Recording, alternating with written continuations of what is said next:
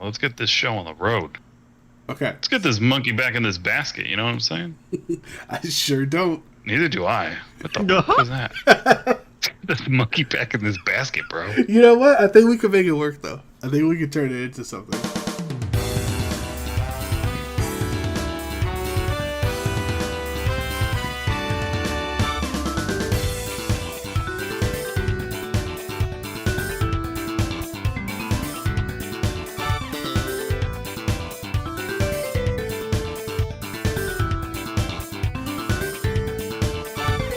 Hello, everybody. Thank you for joining us here on another steaming hot edition of Cup of Joe's. I'm your host, Joe Brown, joined by my best friend, Joe Perrian. And Joe, this is our 65th episode. The only reason I remember that is because we had the special 64th episode last week, so anyone who missed that out, talked about the Nintendo 64, which was a fun time. But Joe, it's also perfect timing that episode 64 just came out because as a recording earlier this week was the Nintendo Switch's 25th anniversary. Or sorry, I'm an idiot. Not Switch, 64. Nintendo 64. I'm an idiot. I was gonna be like Joseph, that is incorrect. Sorry, let me rephrase it. The 25th anniversary of the Nintendo 64 also happened while our latest podcast episode was like a love letter to the N64, and it was a complete coincidence. Complete. Isn't that coincidence. cool? We didn't plan that at all. We didn't talk about it at all. Like, we weren't like discussing it in the wings at all. Why are you lying to the audience like this? It was we only did the N64 stuff because it was the 64th episode, not because the 25th anniversary was happening. I'm saying, look at this really cool coincidence that happened. Joe Brand, you're absolutely right. Wink.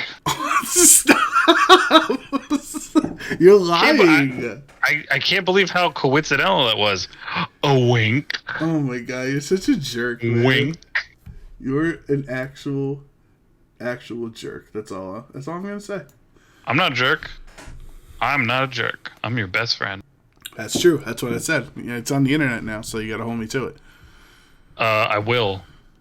Alright, anyway, so on this week of Cup of Joe's, we have two fun topics to discuss. I am going to review Kena Bridge of Spirits, and I hate saying Kena every time, and I'm going to say every time that I hate saying Kena, because it should be Kena. It feels very weird that it's Kena. But I just finished that on the PS5, and then the other thing, Joe is going to talk about Halo Infinite's multiplayer that he dived into over the past weekend. He's going to continue playing throughout the future leading up to launch as well. So where do you want to start, Joe? I'm gonna put the ball in your court. You're the director. You're the commissioner of Cup of Joe's. You get to decide what we talk about.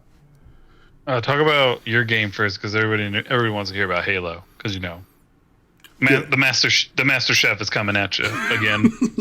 Good. Yeah, the audience retention. I like it. They're gonna have to wait for what they want. So, Kena Bridge of Spirits is a PS5 and Epic Games Store exclusive, I believe. I think it's only those two spots. You can't get it on Steam.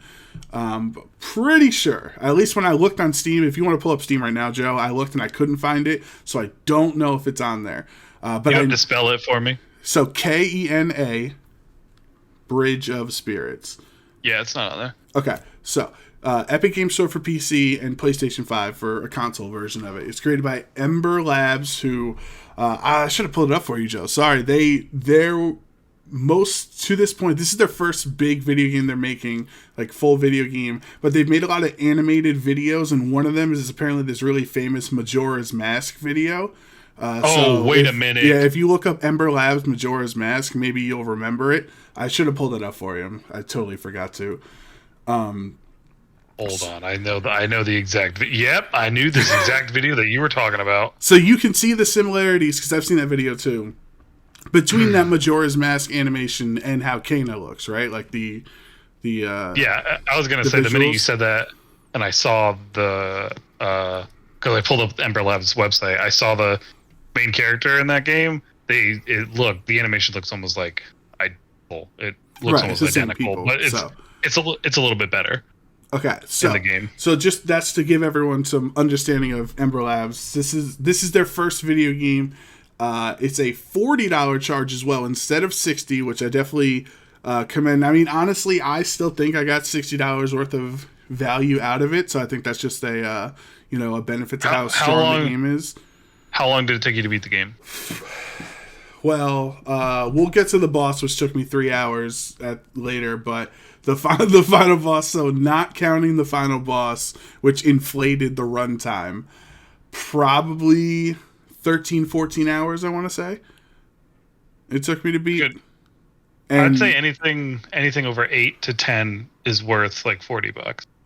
Right. And so even 60. And for that, like, some of that time was spent obviously retrying boss fights, but a lot of it was like, look at this tree. What's up there? Trying to figure out this puzzle and like finding all the collectibles and things like that. So like, I'm sure if you like if you were like, what's the term? The golden path or whatever that phrase is, where you just do like the main objectives in a video game. Like you don't do any side nonsense. Sure. Golden something like that. I think it's called that. Whatever. You understand what I'm saying, though. Like, yeah. if you just, like, head straight through, you could probably beat it in, like, 10 or 11 hours, but it took me, like, 15 hours to beat. I commend Ember Labs for a great first game. The moral of the story is I really, really enjoyed Kena Bridge of Spirits. We'll get a little deeper into it, but if that's all you were wondering, I think it is a great game. $40 is an absolute steal. I paid $50 because I bought the digital deluxe version just because I've been like, Joe, literally last year when they showed it off at the PlayStation Showcase, like that was my most excited game during the showcase that they showed, and like leading up, and like they delayed it, and I've been following. I've read a whole bunch of articles about the game and stuff, so I've been very excited for it. So I think the developers definitely earned my my $10 for the digital deluxe version there. I will say, I think the game being $40 and I felt like I got $60 value, I don't think I got the $10 value out of the digital deluxe version. You got a different staff for Kena to use, which is how she uses a bow and arrow. She attacks with melee with the staff and stuff. You got like an alternate design to it, which looked different, but like not noticeably different. It was the same colors and stuff. And then you got a golden rot, and the rots are the little minions that follow you on those little like black pebbles, Joe, that like they can like form up, and you collect them throughout the game. There's 100 of them, and the more you collect at certain thresholds, you get different power-ups and things. So you got a golden rot, which looked really cool. But the issue, so when I beat the game, I had 84 of the 100 rots in the game. So for $10, excuse me, I got a staff that kind of looked the same, and one of the 84 rot was gold, where all the other ones were black, because they all like follow you around in path and stuff like that. Yeah. So, like, if all of the rots were gold or silver or something like that, or I could choose, because there's these collectibles that you can find throughout the game where you give hats to the rots, and you can have your little rot army being different hats. So, like, you can find a cowboy hat or a dog hat or a fox hat or a cat hat. Like, there's I don't know, there's like probably like 40 different hats or whatever for these cute little guys, and they're really fun. Like you see like one that's like a unicorn hat, and then you look at the little guy, and he's wearing the unicorn, he looks adorable and stuff. So like if you wanted to, you could, if you had like 40, I think they show 40 at the most. So if you had 40 rots, like you could buy 40 cowboy hats. You could go around there with your little cowboy posse. You know what I mean? It's very fun. But for $10, one of the 40 rots is gold. Everyone else is just regular. And then the staff looks kind of somewhat different, but it's not like a different color or anything like that. You know what I mean? So, yeah. So I probably, going back, I would not recommend the digital deluxe version for those extra $10 because I didn't think the cosmetics are worth it. But onto the gameplay. So there is a lot of different ways that people are explaining Kena Bridge of Spirits, and like a lot of comparisons are like Zelda and Dark Souls. Essentially, a lot of people are saying the puzzle parts of it. So you play as Kena, and she's this spirit walker who goes into a village and is, I don't know if they're setting her up for a series of things or not, but she's essentially going around like wandering around trying to help misguided spirits and help them on their way. You know, like a typical like generic storyline. Like the spirit is haunting this village, and you need to have them get their closure. Like, you know what I'm talking about? It's like I played a game. It's really good, but it's got the generic, like generic Sony storyline. A young girl who's saving souls. The generic story. You're not even listening to. I'm not talking about her story. I'm saying it's like it happens a lot in storytelling. Like this soul is haunting the village, and we need to have it like, you have to figure out why it's there and help it move on to the next life. You get what I'm saying? Yeah, I know. That happens. I was making a joke because the sentence you said was funny to me. Well, I'm happy you had a giggle at my expense, Joe. So anyway, one thing I would probably knock the game on is its storytelling. It is, for the most part, it's pretty bland. It's like the characters ultimately don't really matter too much more than what they're meant to accomplish to help Kena on her journey. Like, to get her from A to B to C to D, you need those characters there to tell her how to how it connects to the character they're tracking down, or like how to use this new power and stuff like that. Like, ultimately, these characters could have been like orange blocks or something that talked, and it really wouldn't have changed the story too much. You know what I mean? Like they were serving a purpose more than, in my opinion, being like strong characters I was connecting to. Now the spirits, I think I connected to more than the guides that were helping you to find the spirits, because they had a lot of backstory where you actually found memories and you would wear these masks throughout the game. So like, I think the first spirit's name was Taro, and you had Taro's mask, and you had to find his memories and see what went wrong and what led him astray on his path or whatever. So you see things from his perspective, where he's trying to save his brother and sister from bad stuff or whatever. So you feel more connected to the spirit. So I think they did that well. But overall, I don't think the story was that strong. Like, I'm not gonna sit here and look back on the story like sitting at night wondering what Kane is up to, and how the world turned out and stuff like that. It was more a means to an end, because the real bonus for this game is the gameplay and the visuals. Obviously, everyone keeps saying it looks like a Pixar movie turned into a video game, and it really is gorgeous. It's one of the most beautiful games I've ever, like, literally just sit there and look at the freaking mountains and the trees and your little rock companions and things. Like, it's an actually stunning game to look at visually. And the gameplay, when I say Dark Souls, I don't mean physically Dark Souls. It's like kind of more the trope that it's become, like crazy hard bosses with attack patterns you have to memorize and counter and parry, and you have small opportunities to retaliate, like that type of gameplay, that action adventure game that people just say it's Dark Souls now. I read a review saying that Kena is more like Jedi Fallen Order than it is Dark Souls. I don't know if you played Jedi Fallen Order. I forget if you did or not. No, I wanted to. I just never got to it. I think that's a pretty fair comparison. One of the like tough things for me, so you can attack with your staff, like a melee attack. You can use a bow and arrow. You earn power-ups to get like a bomb that you can throw at people and shoot it and explode it and stuff. So there's a lot of varied combat, and your shield is like an aura energy around you instead of a physical, like, holding of a shield. So you click that, and there's a lot of varied stuff there. But it's hard to, I don't know if compartmentalize or like separate the cutesy, foresty, very kid-friendly visuals. It's hard to separate that from the like hardcore, hard as hell gameplay that it has in the game. So it almost seems like the two really shouldn't go together, because like I should be having a good time solving puzzles and following the water and, trying to collect more friends along the way. And then it starts to like pour really hard, and you have this giant ass boss that has a huge shield and is attacking you, and I die 16 times.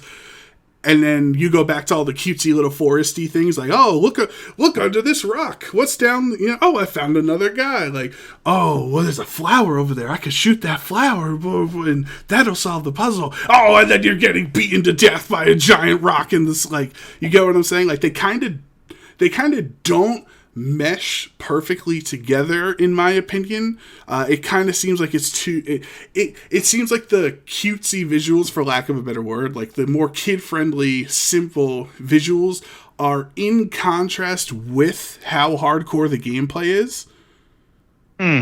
So because I remember I was watching a video on it, and one of the people in the video, he hadn't seen it yet, and he has a daughter. He has like an 8-year-old daughter or something like that.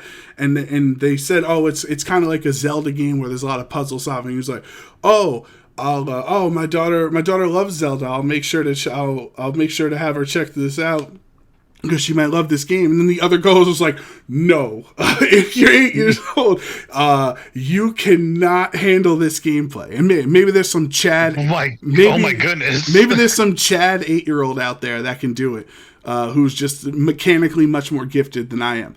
But like, there is some very difficult gameplay in this game. Like the boss fights especially are, like, I think about when I was 8 years old, if I tried to play this, I would have just cried. There's just literally no way I would have had the physical capability to handle these boss fights that are in this game. Would you say that they're kind of like some of the boss fights in the Zelda games, where they're like kind of harder? Or would you say that they're not like, they're like Dark Souls? I think they're more like they're literally like Dark Souls, like. So I guess it's fair to say, because like a Zelda boss has the one weakness, and you got to try to, go through the pattern and exploit the weakness and stuff like that. Like usually the one you picked up through the dungeon, right? Yeah. But like, there are very precise parry times that you have to use your shield for, and you have to like, the freaking rock wolf is zooming at you, and you have to dodge roll out of the way and stuff like that. I would say that's kind of on par with, if we were going to compare it to like Breath of the Wild, even like how you were talking about before, like, oh, look, there's a stone out of place. I put the stone down. I get a Korok. It's like, oh, look at this flower. It's the princess flower. Ooh, some giant boulder just gets up and punches you in the face and kills you. Like, it sounds just like Breath of the Wild. The rot are essentially like Korok seeds that you find, but they actually provide gameplay. So that's what the rot, they give you. You have a health bar and a shield, and your shield has a health to it too, so you can't just keep spamming shield. And makes sense. The rot give you power points where they can infuse your staff, your weapon, to do additional attacks. So like, if you're going to do a heavy attack, which was R2, you hold R2 and then hit square if you have a rot power point, because I forget what they're called. I'm just calling the power points.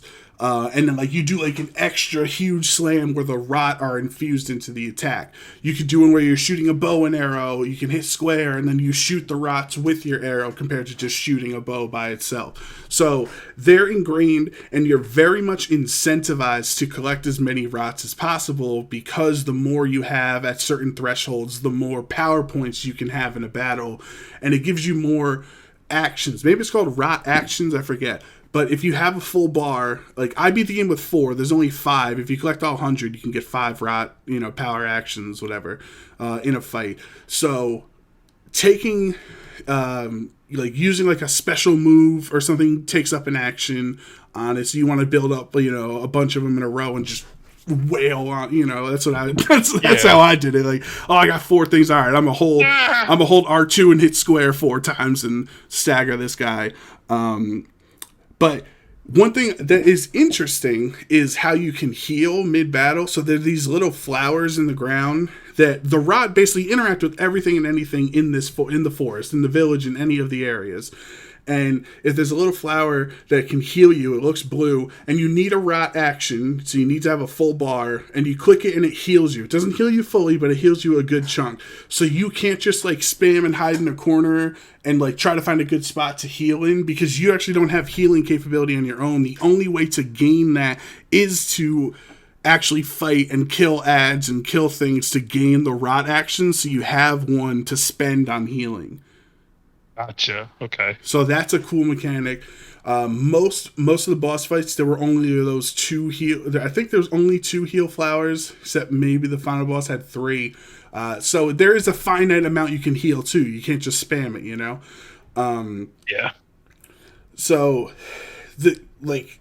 I'm not the greatest video game player in the world. I'm not gonna sit here and pretend that I am, because that title goes to Joe. I love playing video games, but I definitely struggled with some of the fights. They were, because I'm not a Dark Souls I played through Jedi Fallen Order. I beat the game, and I didn't enjoy the combat as much there too. So even if that's a comparison, it's not my cup of tea for the most part. But I still play the games, and I stuck it out to beat the game, because I was enjoying it. Like, I was enjoying everything outside of the boss fights so much in the world. All the visuals and the puzzles were so fun. Like, you're like, oh, there's a mountain up there. I know, from this area, I know I can't get there now, but I know I'll be able to get there later. And you unlock an ability, that breaks open a thing later on when you go back, so that you can get it, which is somewhat Metroidvania, I guess, more than Zelda in that scenario. But whatever. That's another point for another day. Another point for another day. So I'm trying to remember, because I had so many things when I beat the game that I wanted to tell you about it. Okay, so there were some boss fights that, like, I was like kicking and screaming, like, just furious. I couldn't figure it out. It's like, this game is not very forgiving. Like, it was just a pain in the ass to get through. And then there were other boss fights that I beat first try, and I felt like I was on top of the world. I was like, oh my god, there's literally no... I was just sweating the whole time, like, trying to first try a boss. It was like 2 bosses back to back, where one took me like 45 minutes to beat, and then the next one I was like, well, that one sucked, so how long is this one gonna be? And I beat it first try with like one... I was like one shot, and I beat it.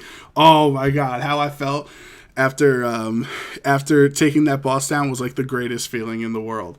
So, I would say the action is fun. The game overall is fun, but we have to, and this is a no spoiler review of it.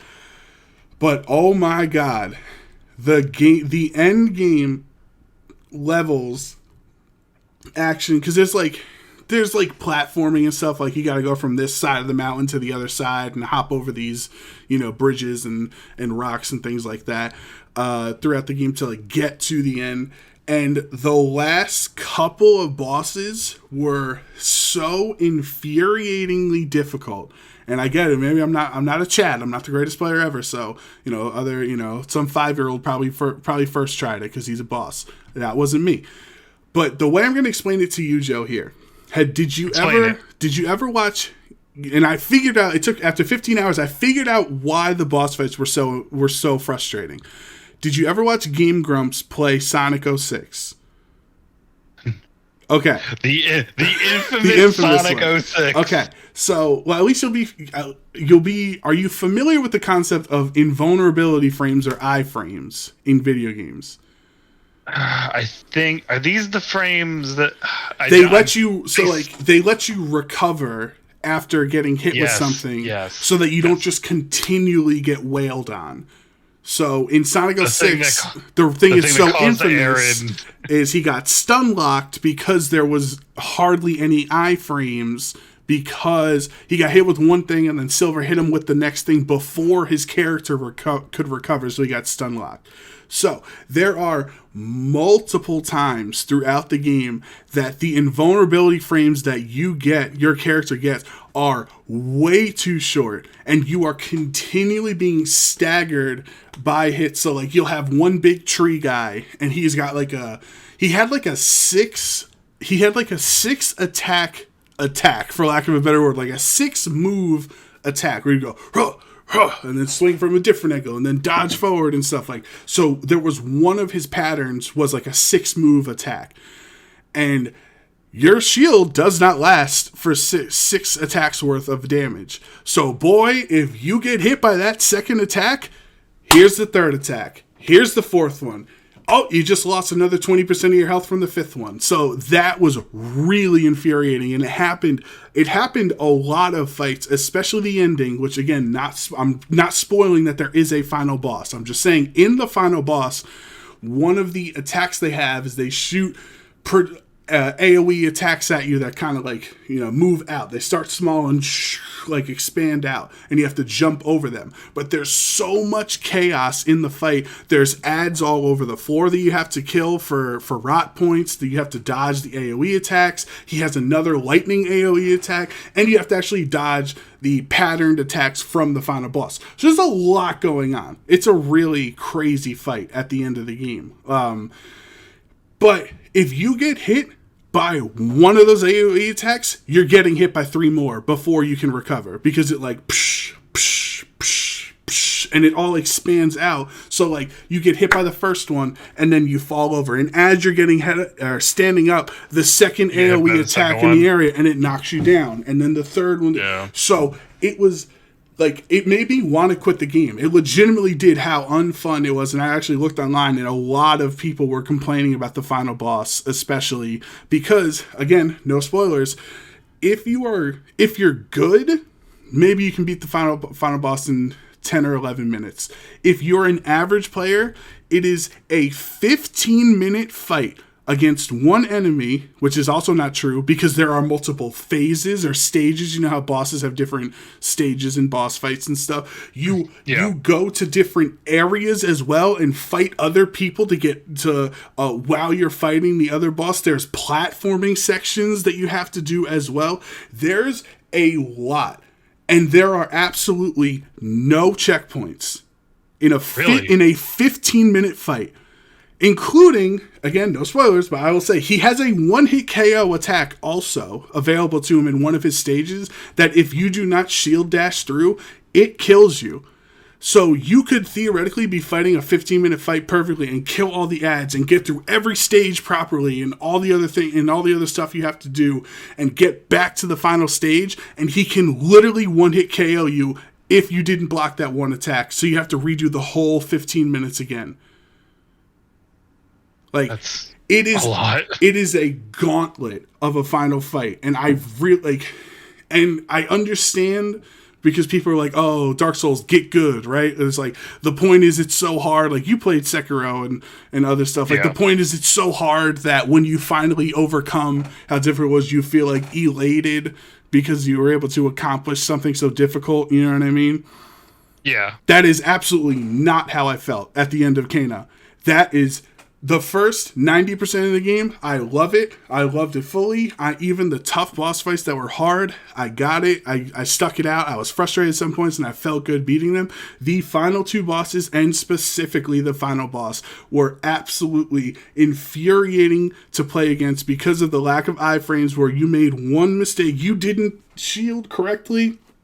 You were just getting battered because your character could not recover before the next attack came in. And when you make that one mistake that's not fair, well, you got to restart the 15-minute sequence all over again. So I wish I did a first impressions review of this instead of a review, because it would be so much more glowing, and I hate to focus on the negative because this is their first game and there are a lot of great themes, or a lot of great things too. Like I think I'm 63% towards the platinum. I got to collect some other things, and then I would have to play through again on master difficulty, which would be hard, which I don't think I'm going to do. But there's a lot. Like I could easily get up to like 92% on the platinum of collecting all of the stuff, and I would do it because I enjoyed it that much.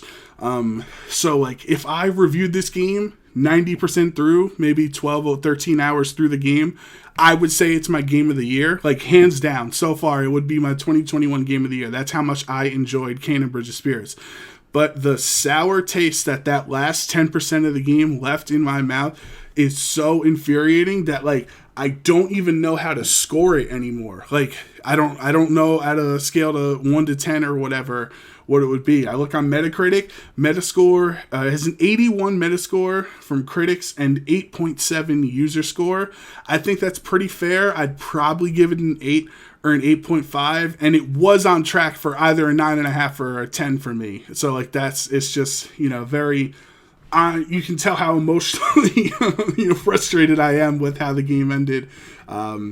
So I don't know. Anyone who wants to play Kingdom Bridge of Spirits, I recommend it to you. But just because you're looking at a cutesy Zelda, Studio Ghibli, Pixar, whatever visual look, does not mean that is the gameplay you're going to get. And I think there are some people that were not aware of that, information going into it. Like I knew it was going to be action adventure, with the dodge rolling and stuff like that.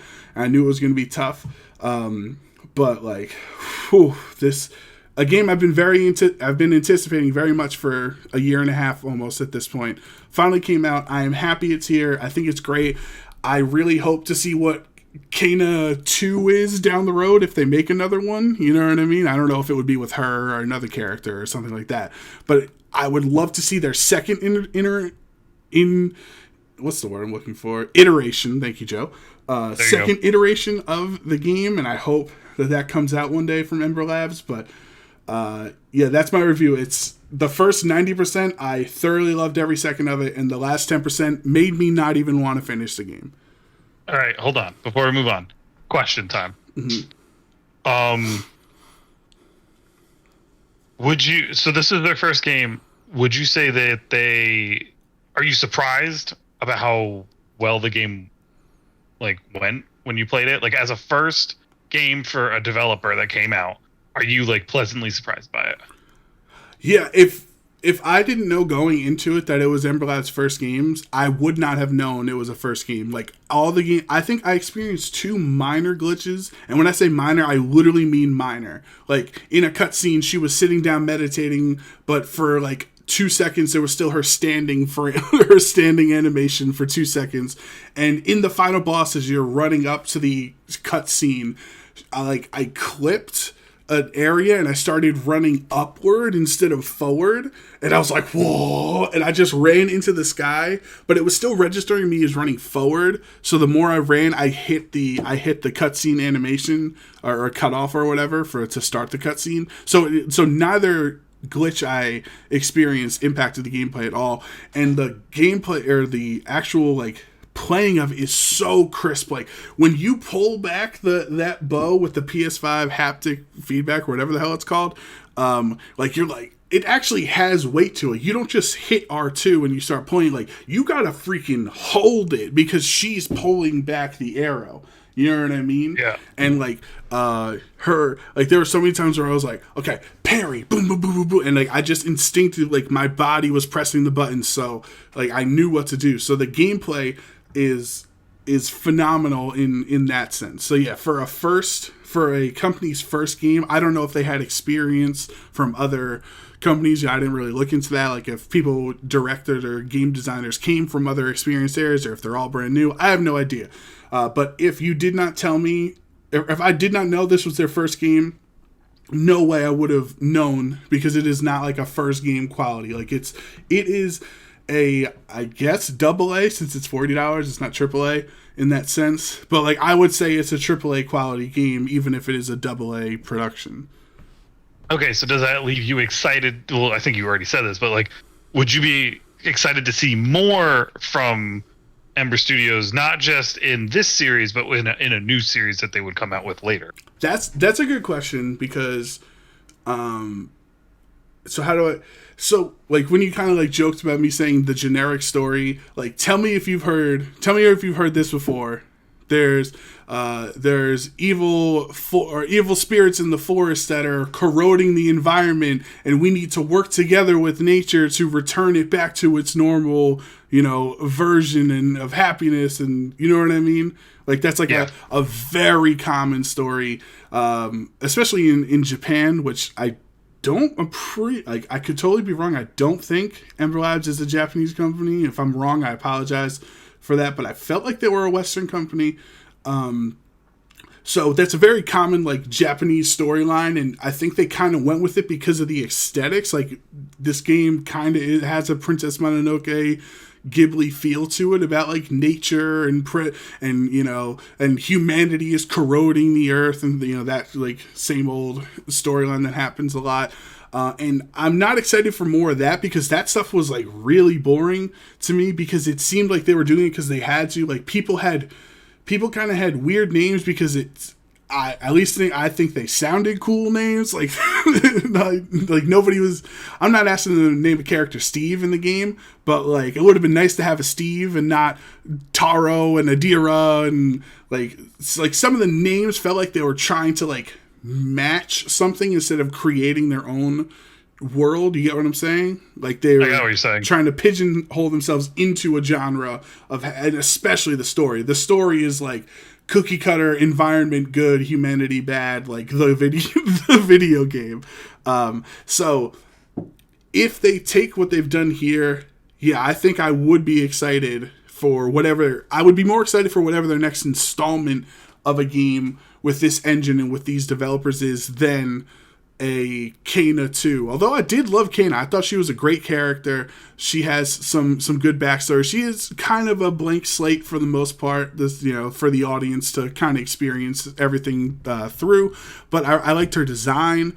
I wish there was more customization, like you could change your little poncho color to like red or green or something, or you change your staff color. I wish that was there, but it wasn't. But I'm all for whatever Ember Lab's second game is going to be. I'm gonna be on their radar. Yeah. So just to give you a little background, Joe Brown, because I'm looking at their website right now. This I guess it's not studios, it's Ember Labs, as you said. It was founded in 2009 by two brothers, Mike and Josh Greer, or Geary. I'm gonna say Greer because it's Grier. I think Greer. Greer, and a lot of their work beforehand. Their portfolio contains a lot of just animation. So it looks like they did some animations for like a lot of different brands. It looks like they did something for KFC, which was the Colonel. It was the, what is it? Where's the words? Colonel Kart Racer. It looks like they might have done the little mini game of like the Colonel driving around in a car. They have a lot of, it looks like some work in Coca-Cola. They did the Euro Cup in 2016, the Coke Chinese New Year 2016. They did some work with the Major League Baseball. They, of course, did that Majora's Mask fan film. So you're right. This isn't necessarily a Japanese company, but they might have been trying to pull some inspiration from the culture. But this game does look very good for it being the first game out of a... I keep wanting to say studio, but I don't think this is a studio. Looks very well done. Especially a lot of the animations. I don't want it to be all negative. Like, I really did love the game. I'm happy I played it. I was frustrated with the ending. But if anyone is on the fence and they're listening to this, like, please play the game. It is definitely worth it. Just know, like, I actually had to take a break. I had to take a day's break because of how frustrated I was with the final boss. I came back a day later, and it took me maybe 2 hours of playing, like 2 hours straight where I couldn't beat him. Came back a day later, and I think I got it on my 4th or 5th try. So, like, I literally had to take a break from the game. That's how frustrated I was. But please play Kena. It's a great game. I was gonna say that happens with most games, though. Like, most games that are difficult have a part where you kind of just go, I need to stop. I need to step away. And then you step away after like the 500th time, and then you come back. Right. And you play that one time and you do it. But is that good design? Is that something that should be like applauded? You know what I'm saying? Like, if it's so frustrating I need to take a day off from playing from it, is that a good thing? But did you come back to it? Because we had to review it. There was a world where I would not have, if we didn't already decide we were. There's a 16.5% chance I would not have finished the game if we didn't have to talk about it. Okay, all right, that's fair. That's fair. I guess you're just a wimp. Yeah, I'm not going to disagree. Handle the heat. It's not like you're the Dark Souls guy. You played Sekiro. I couldn't have done that crap. Like, I give you credit. The game is so much fun, though. But Sekiro is a lot different than a lot of the Dark Souls games. So, because in Dark Souls, you're more. What is it? They kind of like flipped the whole formula of Dark Souls on its head in that game. Where in Dark Souls, I believe you were more set to like dodge and maneuver around. Where in Sekiro, you were more focused on parrying and going in head first, which is something I do in most videos. I just go in head first I just like die. I don't care how many times I die. My KD ratio, I don't give a shit. I'm in there. I'm trying to get it done. I don't care. But that's probably why I enjoyed playing Sekiro. But if I was to play a Dark Souls game, which one of my friends is trying to make me do since I got the PlayStation 5, he wants me to play Demon Souls. Ooh. I don't think I would enjoy it that much. But yeah. Well, I'm glad you still liked the game, even though it did give you some heartburn at the end. But you still had fun, and I think I'm excited to see something else that Ember Lab puts out. Maybe they can collab with Nintendo. Ooh. Majora's Mask. A Majora's Mask type deal. Ooh, that would be cool. Ooh, that would be real cool. Anyway, let's blast into deep space and get me some of them Halo rings. Yeah. And segue into my main green dude, Master Chief, and talk about this new Halo Infinite that's coming out and the multiplayer that I covered, or not covered, that I'm covering now, but I played this past weekend, and we'll probably play again this weekend. So they call them flights instead of like a demo, like most of the time. So this past weekend, what was the dates? It was the 24th through the 26th. The Halo Infinite, you had to sign up to get involved. You had to give them like either you're going to play on Xbox or on your PC, and if you're going to play on your PC, you actually had to submit the specs to your PC so that they could tell that you were actually able to run the game, as well as give them like your Xbox stuff, and so you can sign in when you get into the game. So I got my code, I downloaded the game, and I kind of like got situated. So when during the weekend, the portions of the weekend that they had the multiplayer fights going on with the battles was like certain times during the day. I was telling this to Joe Brown that like it wasn't all day to play the multiplayer. You had to play it either from, this is all East Coast times, Eastern Standard Time, but it was running. They were mainly running off this Pacific times, but for the East Coast, it was between, you could play between 1 and 5, and then 8 and 12 at night. And then it was again the next day 1 and 5, and then 8 and 12. But these were mainly just to play the multiplayer, but the game was open throughout the whole day. So they have this thing called the Academy, which allowed you to do like, you could go in and you'd have like a team of bots with you, and you'd fight against a team of bots. So it was like a fake multiplayer, but you could like just go out and try all this stuff. And then you had this thing called the Academy, the other part of the Academy that was more of like weapons training. So you could be like, oh, I want to train with the battle rifle. And so you can do like a whole bunch of exercises and activities and with the battle rifle, which was pretty cool to teach you how to use some of the older weapons and the change in the weapons that were older that you now grown accustomed to over Halo 1, 2, 3, 4, ODST and Reach and all the other games that we've played through. So you can learn how to reuse them in this newer version of the game. They also introduced, I don't know if this was in the older games, if this is specifically new to this game. The last Halo game I played was Halo 4, or was it, no, Halo 5, right? There was a Halo 5, right? Yeah. Yes. I don't remember if they had these things. It's called equipment.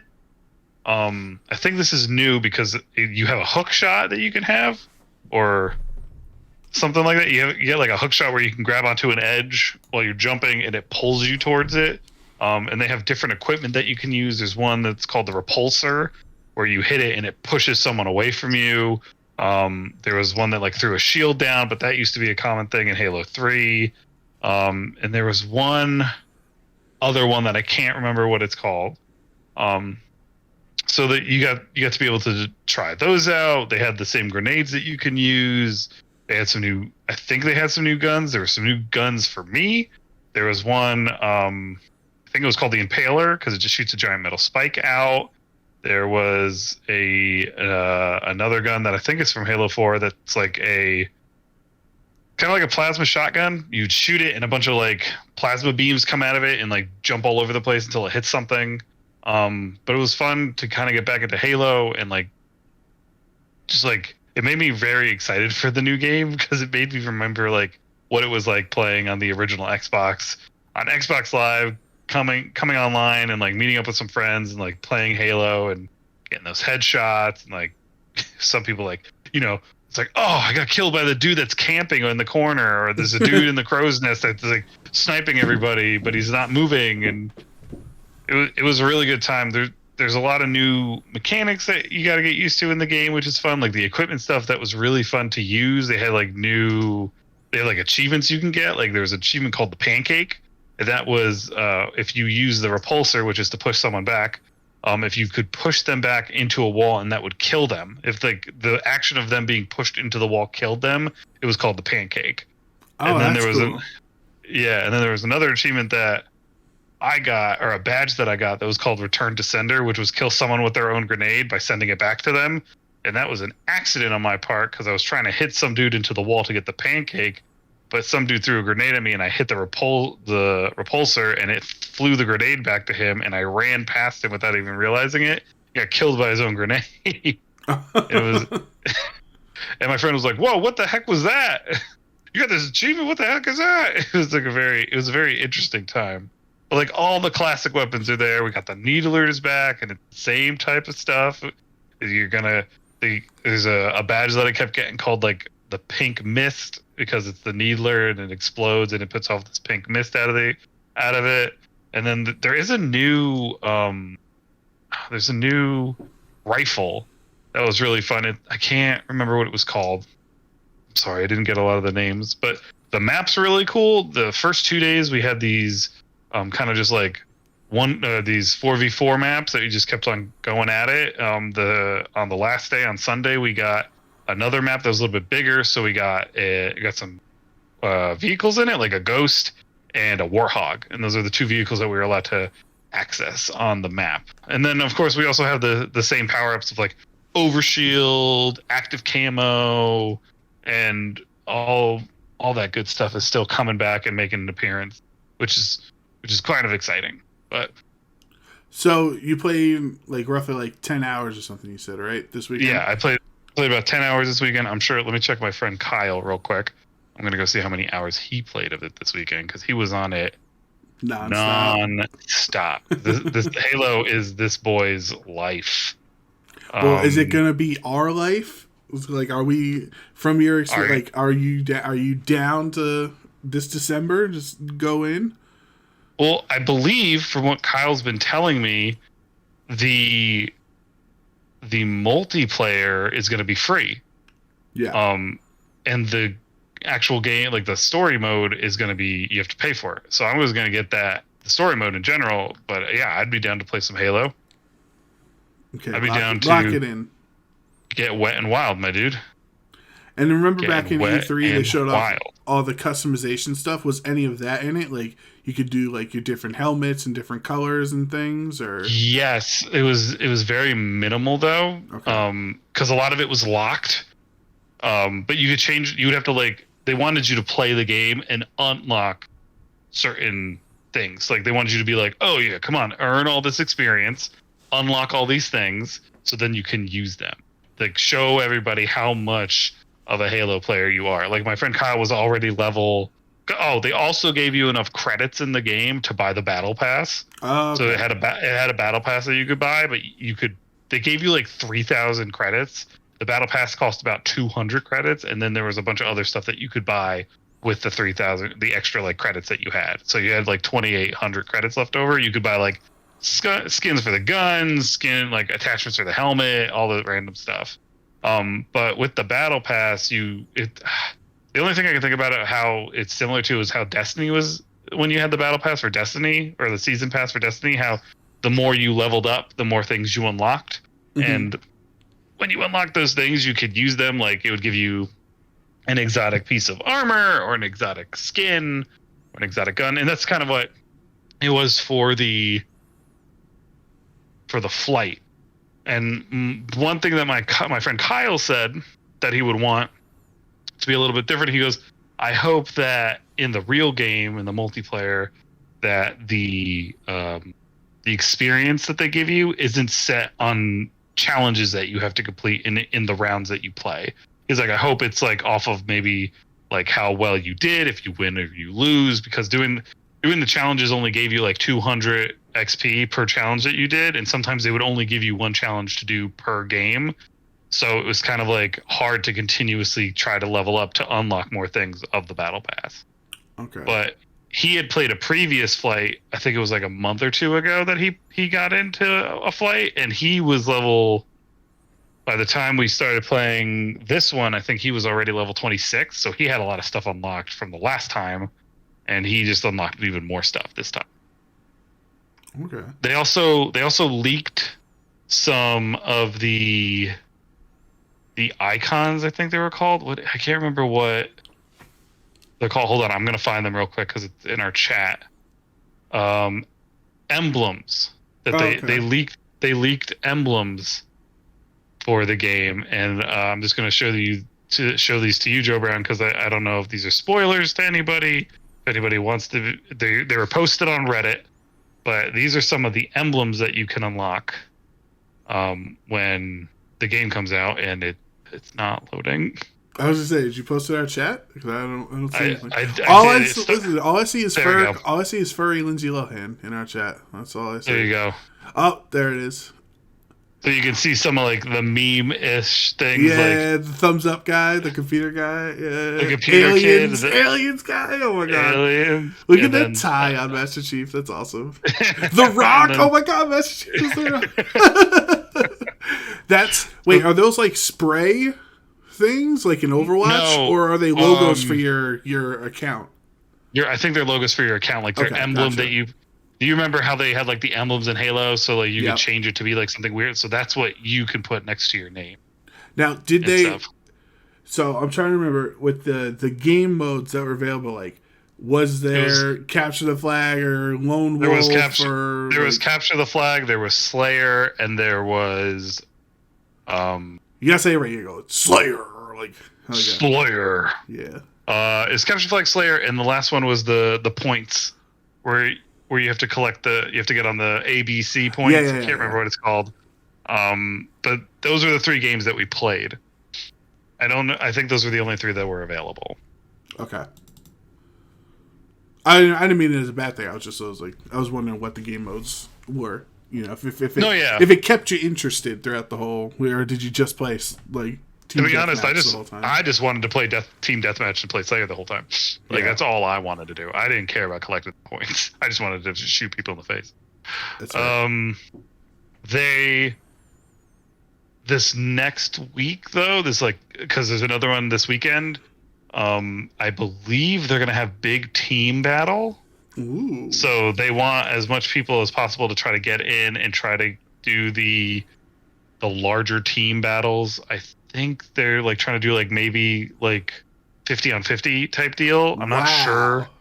I'm trying to pull up the site to look at it real quick, but they're trying to do like larger team battles this weekend as well. And so is that like a no respawn? Like you die until there's one left, like pseudo battle royale-ish, or is it 50 on 50 with full respawns?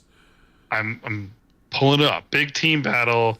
For the first time, we are thrilled to welcome players from outside 343's hollowed halls into an exciting excitement of our new updated. Oh, I'm sorry, it's 12v12. I thought it was 50v50, but it's 12v12 big team battle.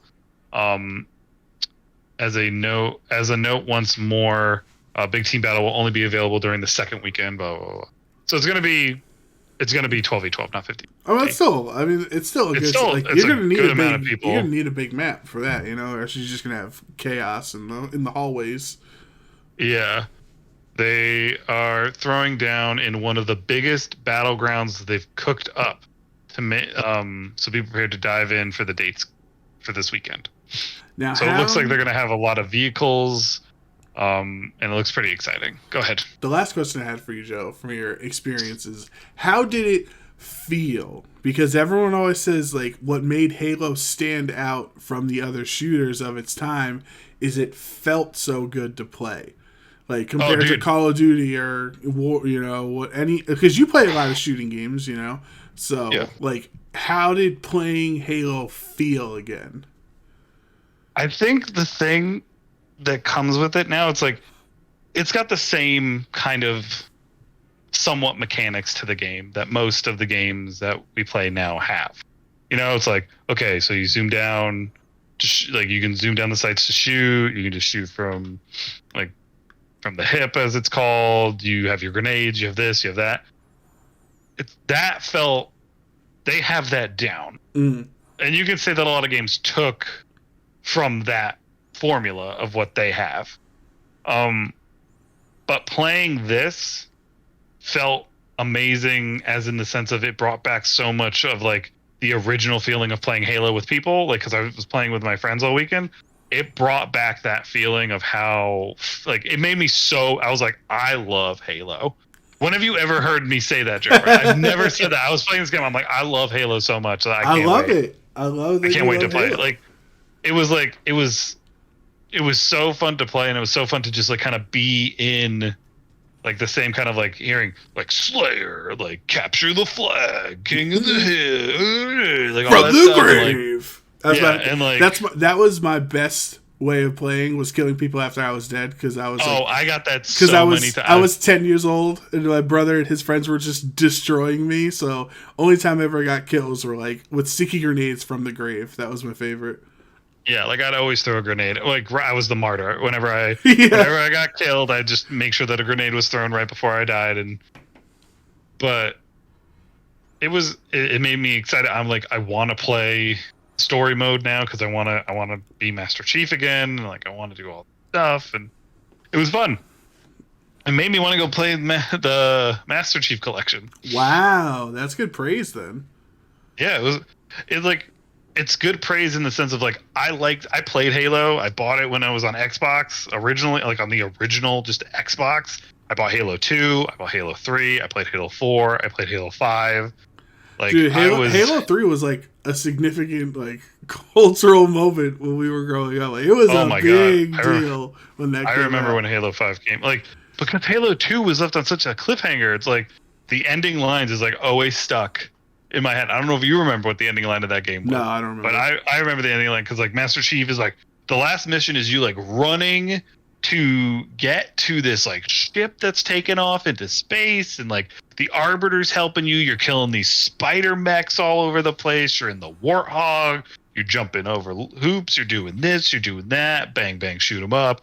You get into the teleportation device. It shoots you into the ship, and it blasts off, and the cutscene starts, and the captain to your like squad, or the ship that you were going from, it goes, Master Chief, what do you think you're doing? And it's like, he does like a head turn, and he goes, finishing the war. And then it ends. And then it, like, credits roll, and like all this other shit. And then we waited for I don't know how long. I think I played Halo 2 when I was a sophomore in high school, and then Halo 3 came out when I was a senior in high school, I think. And the game starts up, you're falling from outer space, and the Arbiter's like there, and he's like helping you get up, and like you try to kill him, but you don't kill him because you know he's like on your side now, and like all this other stuff. It's like I feel like you have to like this Halo is for like the people who played Halo back in the day, and they're like, yes, okay, we're getting back to it. Like, this is exciting. That's really good to hear, because I remember we were watching at E3 those videos they were making. Garbage at E3. Well, no, it looked like garbage. Hold on, that's not where I'm going at. But what I'm saying is, the developers, remember, they were doing the interviews, and they were talking to them, and they brought back old Halo people, and they were saying this is trying to like reclaim like the Halo glory and not just making like the current shooter like everything else. Like they're trying to make the best Halo, and like they acknowledge that the best Halo was like the previous Halos, not what it currently is in Halo 5 and what it has become. So like that, like you could have just seen that as like developer speak talking to the audience trying to sell it. But the fact that you've now played a good amount of time in the game, and your first like your impressions are this feels like Halo, like that means that they are really like true to their word. Yeah, I feel like it's gonna be a good time. You know what I mean? I know. You know. Well, I'm just excited. I'm excited Joe's gonna turn in his 600 hours of PUBG and turn that into 600 hours of Halo Infinite. Well, we'll see what happens. I gotta turn my 600 hours into Far Cry 6 and finish Deathloop and finish Guardians of the Galaxy and finish Pokemon and finish... What else is coming out that I can't think of at the moment? There's a lot, Joe. There's an important game. There's an important game that you're missing. No big deal. Oh, but that's your game. I feel like that's but your you need to game. Be there for me. I need moral support in this time. I will watch you play that game. Like if you want to stream it, and we can do a run through of it for our listeners to have to see our beautiful faces and hear our voices complain about a video game in real time, then yes, we could do that. We gotta figure it out. I don't know. My Switch is like 2 seconds delayed on OBS from like when I'm recording, because I was playing golf with Schnabel in those videos which are on the channel. Like I'm like, oh nice, and then like 2 seconds later you see like the ball go in the hole, and so I don't understand why it's like that. You know what I mean? Like it seems like there's like a delay on it, because when I watch streams, it's all like perfectly timed. So I got to figure that out. But if I do figure it out, then yeah, you gotta watch me play Metroid. Yeah, we'll do that. We'll figure that out. You guys can't see Joe here, but he's moving and grooving here, and I say it's time we move along here, Joe. Thank you everybody for joining us on this episode, and it's time for Joe to take it out. Thank you for joining us for another episode of Cup of Joe's. I have been your host, Joe Parian, accompanied by my best friend and co-host, Joseph Brown. We were excited to have you with us this week, and we'll catch you on the next episode of Cup of Joe's.